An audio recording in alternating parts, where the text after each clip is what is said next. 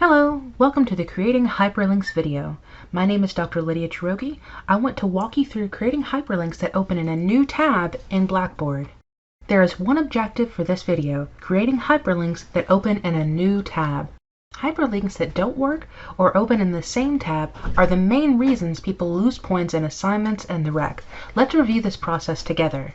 Step 1. Start your post by clicking Reply to the main post. Step 2. Click the chain or link icon.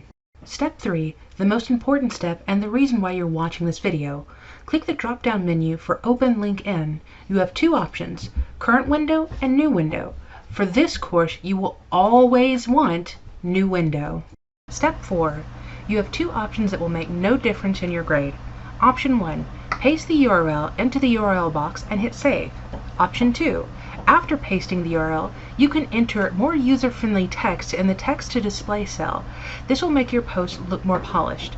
The last box, for those who are interested, is used to help make this content more accessible for users whose computers are reading the content to them. Step 5. Before posting, make sure you are satisfied with the formatting of your hyperlink. As you can see, Option 1 became a button-like feature, whereas Option 2 rendered closer to the traditional text of a hyperlink. Step 6. Check your link to make sure 1. It works, and 2. It opens in a new tab. In the screen snapshot, you can see that the link is open in a new tab.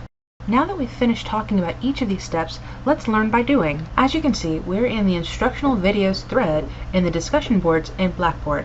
Let's get started. Alright, we're going to find the reply button. We click. We've got our new post open. Then we're going to go to the chain link. We've got our URL, text to display, and title. Then again, our first step that we want to make sure we always do is click on, instead of current window, we want new window. Then I've already got a URL copied and saved, so I'm going to hit paste. And then instead of text to display, I'm going to enter a shorter text to make it look a little bit cleaner. And then we click save. And boom, we now have a text.